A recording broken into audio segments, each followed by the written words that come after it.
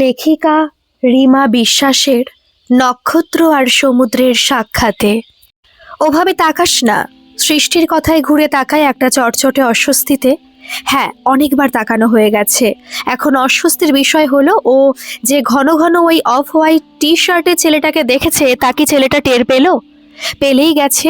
অশ্লেষা কি ভাবছে? অশ্লেষাকে ও লাইন মারছে, না অফ হোয়াইট টি শার্ট মনে করছে সে দেখবার মতোই হ্যান্ডসাম তা অস্বীকার করা যায় না।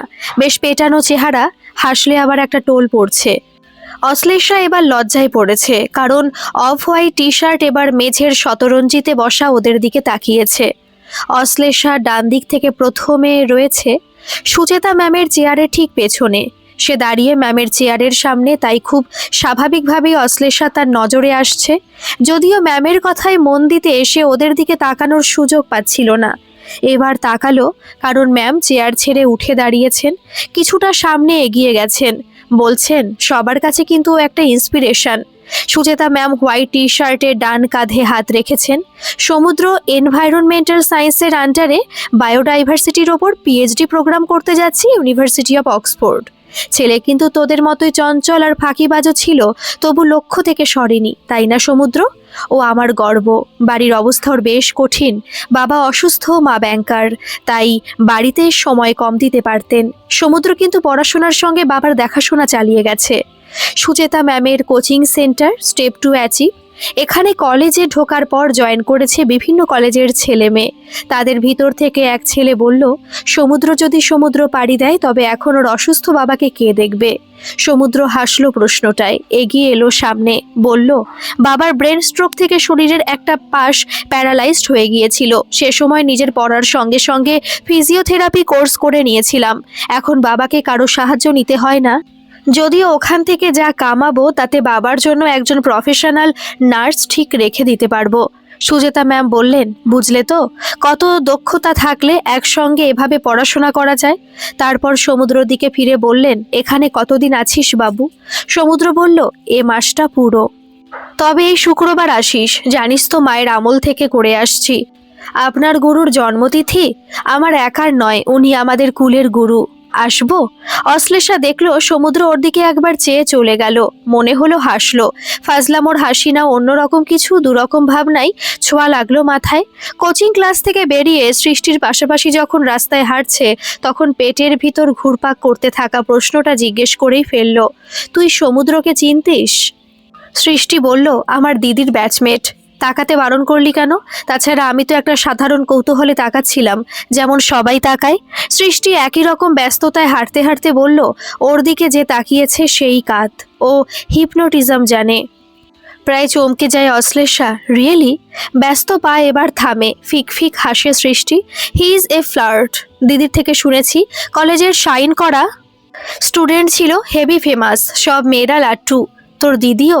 দিদির টাইপটা অন্য, নইলে গ্রাজুয়েট হতে গিয়ে কেস খেতে হতো। তবে মনে হয় একটা সিক্রেট ক্রাশ ছিল।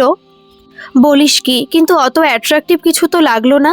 সৃষ্টি মুচকি হাসে। তবে ওকে নিয়েই লাগাতার কোশ্চেন কাহে কর রহি হো ম্যাডাম? সৃষ্টি হাঁটা দেয়, কিছুক্ষণ বোকার মতো দাঁড়িয়ে থেকে হাঁটা দেয় অশ্লেষাও। কোনো ক্রাশ নয়, মোটেও ভালো লাগেনি। দেখতে তেমন কিছু নয়। পড়াশোনায় ভালো ছেলেরা কবে আর রোমান্টিক হলো? তারা বই থেকে মুখ তুলে কি অন্য কারো দিকে তাকানোর সময় পায়? সৃষ্টি বাজে বকছিল। বাড়িতে নিজের রুমে নিজের বিছানায় এসবই ভাবছিল অশ্লেষা।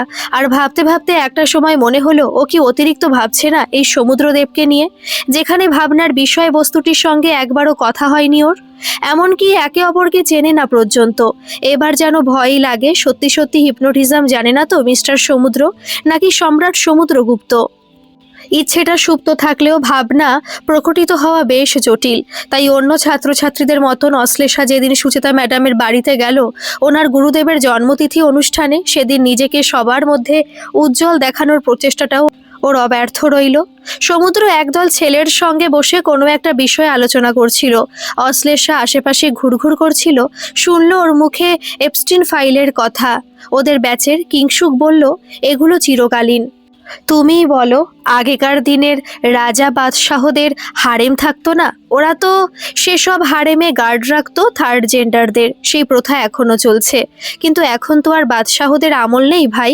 আর সে সমস্ত স্বৈরাচারী শাসকদের আসল রূপ প্রজারা জানতো, কিন্তু তাদের কিছু করার ছিল না, কারণ সেটা রাজতন্ত্র ছিল। নাও উই আর ইন্ডিপেন্ডেন্ট, এটা প্রজাতন্ত্র। প্রত্যেক রাষ্ট্রের নির্দিষ্ট ল রয়েছে, কনস্টিটিউশন রয়েছে। আন্তর্জাতিক সংস্থাগুলো কিসের জন্য আছে? আর যাদের নাম উঠে এসেছে তাদের আমরা স্বৈরাচারী শাসক হিসেবে অ্যাটলিস্ট দেখতাম না, তাদের সমাজ সংস্কারক হিসেবে দেখছিলাম। এ সত্য সত্যি কি মেনে নেওয়া যায়? অশ্লেষা এগিয়ে গিয়ে বলল, যুদ্ধে বন্দী সেনাদের সঙ্গে টর্চার কি জেনেভা কনভেনশন বা ইউএনসিএটি কাটকাতে পেরেছে? সত্যি কথা বলতে কি, আমরা বলি আমরা সভ্য হয়েছি, কিন্তু আদিমতা আমাদের জিন থেকে কখনো বেরোবে না ও পাস ডাউন হবেই। খারাপ বলনি, আমরা বলি পাশবিক অত্যাচার। জানোয়ার বলে গালি দিই, কিন্তু মানুষের চাইতে বড় গালি কিছু হয় না, তা এপস্টিন ফাইল প্রুভ করলো। সমুদ্র প্রতি উত্তর দেয়, সত্যি কি কখনো বদল আসবে? অশ্লেষা প্রশ্ন রাখে। সমুদ্র বলল, রোগ।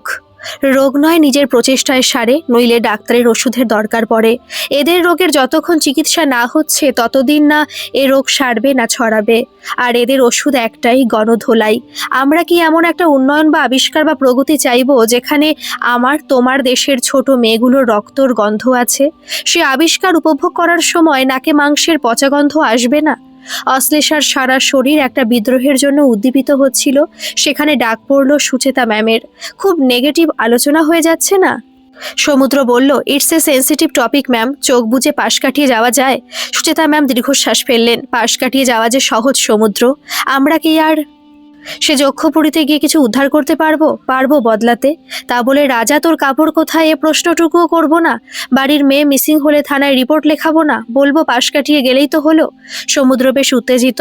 সুচিতা ম্যাম ওর পিঠে হাত রাখেন, বলেন, আমার দেশের ভবিষ্যৎরা এ ভাবনা শুধু আলোচনায় সীমাবদ্ধ রাখিস না, জীবনে অ্যাপ্লাই করিস। হ্যাঁ, আমাদের পক্ষে হয়তো ওই বড় মাথাদের শাস্তি দেওয়ার ক্ষমতা নেই, কিন্তু নিজে কখনো অন্যায় করিস না। আজকের তোরাই ভবিষ্যতের দেশের শক্তি হবি। দেখিস কখনো যেন নিজের কাজ উদ্ধার করার জন্য কোনো মেয়ে মানুষের সওদা না করতে হয়। পৃথিবীর বাজারে আর কি হয় না বল?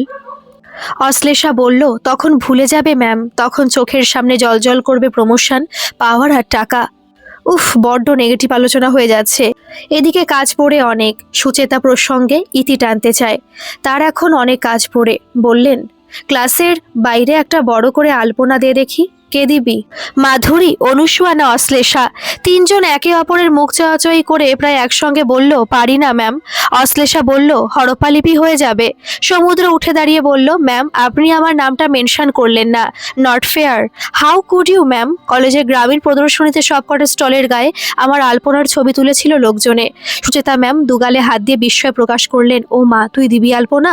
আমার ঘরের এই সামান্য অনুষ্ঠানে তোদের মতো শিল্পী মানুষদের কি বলার সাহস পাই বল?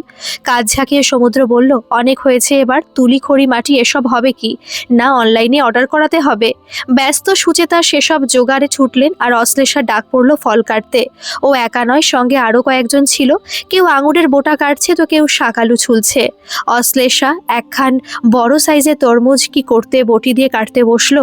আজম্য যে বটি ব্যবহার করেনি তার মাথায় একবারও এলো না ব্যাপারটা ওর পক্ষে সহজ নয়। তাই প্রথম চাপে ধারালো বটি কামড় বসালো আঙুলে, সঙ্গে সঙ্গে ফিনকি দিয়ে রক্ত। ও আবার হিমোফোবিক, তাই অমন রক্ত দেখে চারপাশ অন্ধকার হতে শুরু করলো। কানে এলো একটা হুল্লোড়, বুঝতে পারছে ও জ্ঞান হারাচ্ছে। সুচেতা ম্যামের গলা পাওয়া যাচ্ছে, শুনতে পাচ্ছিস? ওরে তুই শুনতে পাচ্ছিস? অশ্লেষা যখন চোখ খুললো তখন মেঝে শুয়ে, চোখ উপরের দিকে তুলতে ধরফর করে উঠেছে। সমুদ্রের কোলে মাথা রেখে শুয়ে আছে সে। ঝটপট উঠে পড়ে বলল, আমি কি সেন্সলেস হয়ে গিয়েছিলাম? সমুদ্র হেসে কুল পাচ্ছে না। তুমি কার মাথা ভেবে তরমুজে কোপ দিয়েছিলে বাবা? উফ, এমন মেয়ে জীবনে দেখিনি। তরমুজ কাটতে আউট। অশ্লেষার বড্ড খারাপ লাগছিল, গাল চড়চড় করছে। গালে হাত দিয়ে সাদা চকের গুঁড়ি দেখে ঠোঁট বেঁকিয়ে বলল, এগুলো কি? সমুদ্র উঠে পড়েছে মেঝে থেকে, বলতে বলতে চলে গেল, খড়ি, আপনার কল্যাণে খানিকটা আলপনা আপনার গালেই কেটে দিলাম। অমন ভিড়মি খেয়ে উল্টে পড়লেন বলে আপনার জ্ঞান ফেরাতে ভালোই হয়েছে, বিয়ের কোণে লাগছে। গালে কলকা আঁকা কোণে। রাগে দোকান দিয়ে গরম ভাব বেরোচ্ছিল অশ্লেষার। ওর পিছু পিছু এগিয়ে এসে বলল, আমি হিমোফোবিক, তা বুঝি অন্যায়ের? এমন ইনসাল্ট করার কি মানে? দুহাত তুলে সমুদ্র বলল, সরি ম্যাডাম, সরি।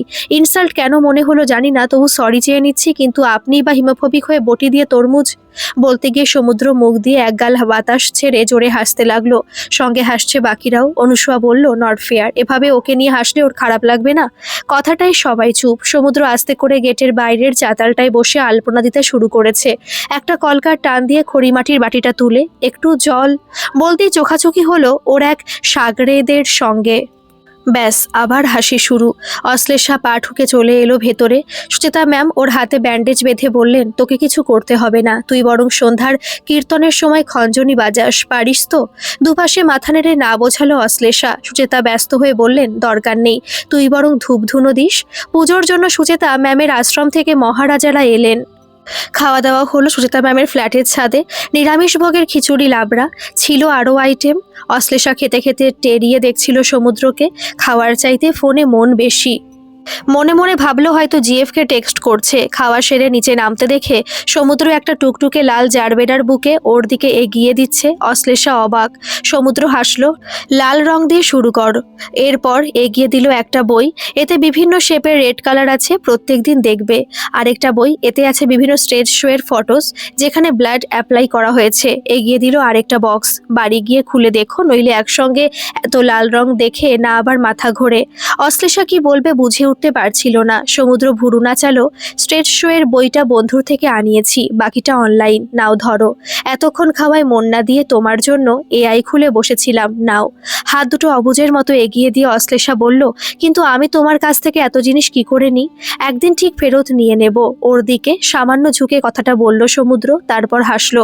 আজ পর্যন্ত এই রক্তভীতির জন্য কেউ কখনো কোনো উপায় বলেনি, তেমন চিন্তাও করেনি কখনো। বাড়িতে বরং বকা খেয়েছে একটুতেই ভয় পাওয়ার জন্য। আত্মীয়রা বলে দুর্বল মনের, কেউ কেউ বলে কমজোরি। শুনতে খারাপ লাগতো ছোটবেলা যখন লোকে বলতো হিস্টেরিয়া নয় তো, আহা অসুস্থ। তবে আজও লাগে। তাই রাগ হয়েছিল সমুদ্রকে হাসতে দেখে, কিন্তু এমন উদ্যোগী হয়ে কে আর ভয় তাড়াবার উপায় খুঁজেছে? আরেকটা বাক্সে সে পাঠিয়েছে লাল কুশন, লাল বেডশিট আর পিলো কভার। মন বলে ও ছেলে আবার কবে দেখা হবে তোমার সঙ্গে, আর মাথা বলে তার উপায় নেই। ও তো চললো সমুদ্র পার, আর কি আসবে সুচেতা ম্যামের বাড়ি? আর মনে যখন খাটের উপর উপুর হয়ে শুয়ে জীবনানন্দ দাশের আকাশ লীনা কবিতাটার ভিতর রোম্যান্স না প্রেমিকের ইনসিকিউরিটি তা বোঝার চেষ্টা করছে, কোথাও যেন একটা পজিটিভনেস ভালো ঠেকছে না, তখন নিজেকে সুরঞ্জনা আর কবিকে সমুদ্র ভাবতে ব্যাপারটা টক্সিক মনে হলো না? আবেশটা ঘনীভূত হয়ে একটা জমাট বাঁধা অনুভূতি আবার আনচান করে তুলল। সমুদ্রর ফোন নাম্বার পর্যন্ত নেই, ফেসবুকে আছে নিশ্চয়ই ছেলেটা। কৌতূহল হলো ওকে খোঁজার। সৃষ্টি বলেছিল ফ্লার্ট, তাই কি? কারো প্রোফাইল ঘেটে অবশ্য তা বের করা যায় না। বই সরিয়ে সবে মোবাইলে হাত নিয়েছে কি তখন ফোন এলো সৃষ্টির। খবরটা ওর জন্য যথেষ্ট উত্তেজক। সৃষ্টির বাড়িতে ওর নিমন্ত্রণ, সৃষ্টির দিদির এনগেজমেন্ট। অবশ্য উত্তেজনার বিষয় দিদির এনগেজমেন্ট নয়, সমুদ্রের আগমন। সৃষ্টি নিজেই বলল, আমাদের সমুদ্রগুপ্তও আসছেন, তাই আরেকবার তার সঙ্গে দেখারও সুযোগ হয়েই গেল। যদিও মন ভাঙল সেখানে গিয়ে। সৃষ্টি মন্দ বলেনি। সৃষ্টির দিদির ব্যাচের একদল মেয়ে ঘিরে রয়েছে সমুদ্রকে। ওর ফেসবুক রিলগুলো নাকি খুব ভালো, ওর রিলগুলো খুব নলেজেবল এবং উনি যথেষ্ট ফেমাস, তাই একে একে ওর সঙ্গে ছবি তুলছে। ওর রিল যদিও দেখেনি অশ্লেষা, কিন্তু এই ভিড়ের মাঝে যেন হারিয়ে যেতে দেখেছিল ওর সেদিনের যত্নশীল মানুষটিকে। ওর বন্ধুদের গ্রুপের সঙ্গে তাই ব্যস্ত হলো অশ্লেষা। অনুসুয়া ফুচকা খাওয়ার জন্য জোরাজোরি করছে, আর মাধুরী দই বড়া। অশ্লেষার বাড়ি যেতে ইচ্ছে করছিল, ভালো লাগছিল না কিছুই।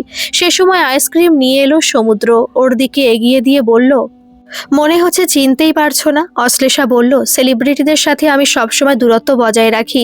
পিছন ফিরে একবার দেখে নিয়ে সমুদ্র বলল, ওয়েল, তুমি কার কথা বলছিলে? আইসক্রিমটা ওর হাত থেকে নিয়ে সিল পেপার টেনে তুলে বলল, যে রিল বানিয়ে ফেমাস হয়েছে। সমুদ্র জোরে জোরে হাসলো, তা তোমার বুঝি ভালো লাগে না সে রিল? আমি দেখিনি। বাহ, তবে তো আমি বেশ সেলিব্রিটি, যাকে চিনিয়ে দিতে হয় কি? কিন্তু তোমার ফিমেল ফ্যান ফলোয়িং তো ভালোই। ফ্যান? সরি, ওরা আমার না ফ্যান, না এসি, না cooler, they all my batchmates. তোমার জিএফ নেই বলছো? সমুদ্র ওর দিকে গাঢ় দৃষ্টিতে তাকিয়ে।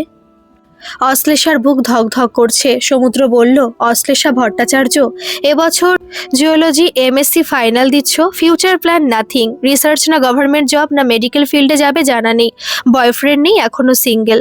সৃষ্টি বলেছে, মুখ শুকিয়ে প্রশ্ন করে অশ্লেষা। দুপাশে মাথা নেড়ে অস্বীকার করলো সমুদ্র। তুমি এত ইনফরমেশন তাহলে পেলে কোথা থেকে? ইথারে সব জড়ো হয় ম্যাডাম, শুধু দরকার কানেকশনের। তুমি এসব কল্পনা বিশ্বাস রাখো? বিজ্ঞানের ছাত্র কল্পনা দিয়েই আবিষ্কারের পথ খোঁজে। অশ্লেষা চলে যাচ্ছিল, ওর সামনে এসে দাঁড়ালো সমুদ্র। নেক্সট উইক সুচেতা ম্যাম আমার অনারে একটা পার্টি দিচ্ছে, তুমি আসবে তো? অশ্লেষা বলল, তোমার ব্যাচমেটসরা আসবে না বুঝি? সমুদ্র উত্তর দিল না, বরং চেয়েই রইল ওর দিকে। আর যেদিন অশ্লেষা গেল সুচেতা ম্যামের দেওয়া পার্টিতে, সবাই হাসছিল, কথা বলছিল, এ ওর গায়ে হাসিতে মজায় ঢলে পড়ছিল। হাতে ছিল সবার একটা করে প্লেট, তাতে পেস্ট্রি, প্যাটিস আর গ্লাসে কোল্ড ড্রিঙ্কস। পেছন থেকে কেউ বলল হাই। অশ্লেষা পেছন ফিরে দেখে সমুদ্র। বলল, সামনের সপ্তাহে উড়ে যাচ্ছি। জানি, সবাই আমায় কংগ্রাচুলেট করলো, তুমি করলে না তো? কি যে হলো, কথাটায় গলার কাছটা নোনতা ঠেকলো অশ্লেষার। উত্তর দিতে পারলো না। সমুদ্র আবার বলল, মাথা নামিয়ে রাখলো অশ্লেষা। এবার যেন সমুদ্র একটু তাড়াহুড়োই করে ফেললো। সোজাসুজি জিজ্ঞেস করে বসলো, do you like me Ashlesha? Ashlesha এই প্রশ্নের জন্য প্রস্তুত ছিল না। থতমত ভাবে তাকিয়েছে, আর একেবারে ভাবনা চিন্তার পর্যায়ে না গিয়ে যেন গায়ের শক্তি জুগিয়েই বলে ফেললো নো। এতটা জোরে বলল যে অনেকেই তাকালো ওদের দিকে। সমুদ্র কিছুক্ষণ চুপ করে দাঁড়িয়ে থেকে চলে গেল। আর তখনই একটা কান্না বুকের ভিতর ডুকরে উঠল। কেন না বলল কেন? অথচ ওর প্রতি ভালো লাগাটা যে স্বীকার করা সহজ হচ্ছিল না। প্লেটে রাত খাওয়া প্যাটিস আর গোটা পেস্ট্রি দেখে অশ্লেষা প্লেট নামিয়ে দিল। তারপর বেরিয়ে এলো কাউকে না বলে। বাড়ি ফিরে রাতভর কেঁদে চোখের তলা ফুলিয়ে ফেললো। জানে সমুদ্রকে আর কোনোদিনই পাবে না, হয়তো আর দেখতেও পাবে না। অথচ ওর প্রতি আর এই তীব্র আকর্ষণ জাহির করতে পারলো না কেন? হেজিটেশন সবসময় সঠিক সিদ্ধান্ত নেওয়ার থেকে দূরে রাখে। একটা বুক ভরা অবসাদে তাই পেরোলো পরের পুরো দিনটা। বিকেলের ঝিমিয়ে আসা আলোয় অশ্লেষা যখন বিছানায় শুয়ে জানলা দিয়ে উড়ে যেতে দেখছিল এক ঝাঁক গোলা পায়রা, আর দূর থেকে ভেসে আসছিল ট্রেনের হুইসেল, তখন মন ওদের সঙ্গে পাড়ি দিতে চাইছিল ওপার। সে সময় ফোন এলো সৃষ্টির। ভয় আর আতঙ্ক মেশানো গলায় বলল, কিনা খুব বাজে নিউজ অশ্লেষা। সমুদ্রের একটা মেজর কার অ্যাক্সিডেন্ট হয়েছে, ও হসপিটালে। কথাটায় কিছুক্ষণের জন্য বোধশূন্য হয়ে যায়। চোখের সামনে পৃথিবীটা এক পাকে দুলে ওঠে। সৃষ্টি ফোনের ওপাশ থেকে বলল, তুই আসবি, আমরা যাচ্ছি। কোন হসপিটাল? কাপা গলায় জিজ্ঞেস করলো অশ্লেষা। রাস্তায় নেমে দুনিয়াটা অচেনা লাগছিল। স্বপ্ন দেখি এভাবে ছিনিয়ে নিয়ে কি সুখ পায় বিধাতা? যেন কয়েক মুহূর্তের জন্য দেখা হলো ওর সঙ্গে। কেনই বা এলো এত টান, এত আকর্ষণ? সকালে চোখ খোলা থেকে রাতের চোখ বন্ধের আগ পর্যন্ত ওর কথাই যে ভাবে। সুচেতা ম্যামের বাড়ি কদিন আগে যখনও বলছিল, না প্রেম ঠেম করছি না। হ্যাঁ, কথাটায় ওর দিকে মন গিয়েছিল, কারণ সুচেতা ম্যাম জিজ্ঞেস করেছিল সমুদ্র প্রেম করছে কিনা। উত্তরে সে বলল, চাই তো, কিন্তু মেয়েরা যে অ্যাভয়েড করে। সুচেতা ম্যাম বিস্ময় প্রকাশ করলো একটু সুর টেনে। বলল, তোর দিকে তাকায় না, ও দুষ্টু ছেলে, তুমি ম্যামকে বোকা পেয়েছো? ঠিক তখনই চোখাচোখি হয়েছিল সমুদ্রের সঙ্গে। ও সুচেতা ম্যামকে বলল, মেয়েরা ভাবে আমি অতিরিক্ত পড়াশোনা নিয়ে থাকি, so they may think I am quite boring.